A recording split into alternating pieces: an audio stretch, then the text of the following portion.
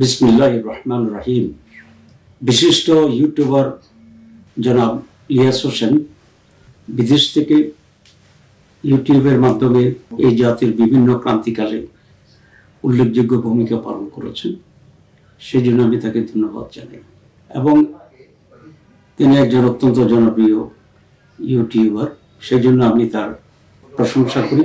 কিন্তু দুঃখজনক বিষয় হচ্ছে উনি গত কয়েকদিনে দুইবার আমার নাম উল্লেখ করে কিছু তথ্য দেশবাসীকে ইউটিউবের মাধ্যমে জানিয়েছেন, যেগুলোর সাথে আমার দূরতম কোনো সম্পর্ক নেই।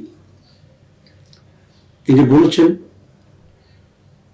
প্রথমবার যে ভারতের সাথে আমি বিশেষ সম্পর্ক রাখি, এবং দ্বিতীয়বার একেবারেই আমাকে রয়্যাল এজেন্ট উল্লেখ করে বক্তব্য রেখেছেন। এবং ওনার বক্তব্যে উনি বলেছেন যে উনি শুনেছেন এবং কেউ ওনাকে এই বিষয়টি বলেছে।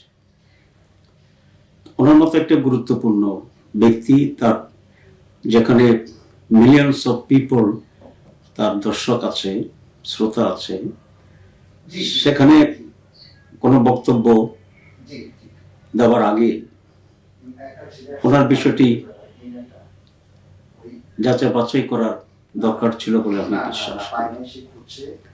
কেউ কিছু একটা বলেছে আর তদন্ত বা যাচাই বাছাই না করে উনি ইউটিউবে প্রচার করে দেবেন, এটি সমীচীন নয় বলে আমি মনে করি, এবং এতে করে সত্যের অপলাপ হইতে পারে।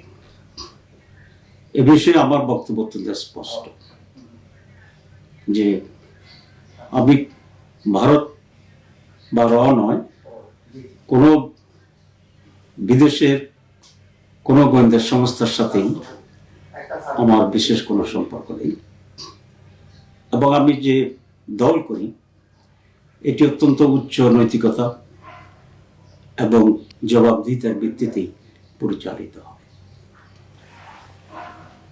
উনি জামাত ইসলামীকে তদন্ত করার কথা বলেছেন। আসলে তদন্ত করে সত্য উদ্ঘাটন করা এটাও ওই ব্যক্তি বা সংস্থার দায়িত্ব যিনি নিজে এরকম তথ্য দেন।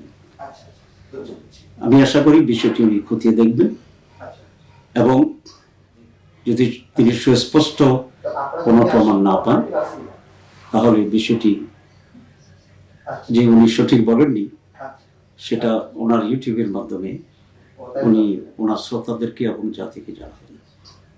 আরেকটি বিষয়ে উনি কথা বলেছেন যে বিশিষ্ট সাংবাদিক জনাব নাইমুর রহমান সাহেব 5 আগস্টের পরে আমার বাসায় আশ্রয় নিয়েছিলেন এবং ওনাকে ভারতে চলে যাওয়ার ক্ষেত্রে আমি সহযোগিতা করেছি। বাস্তব সত্য হচ্ছে জনাব নাইমুর রহমান সাহেবের সাথে ফিজিক্যালি আমার কখনোই দেখা হয়নি, সুতরাং আমার বাসায় থাকা তো কোনো প্রশ্নই আসে না। আর তিনি যে ভারতে পালিয়ে গেছেন সেই তথ্যটিও আমি প্রথম জানতে পেরেছি জনাব ইলিয়াস হোসেনের বক্তব্যের মাধ্যমে।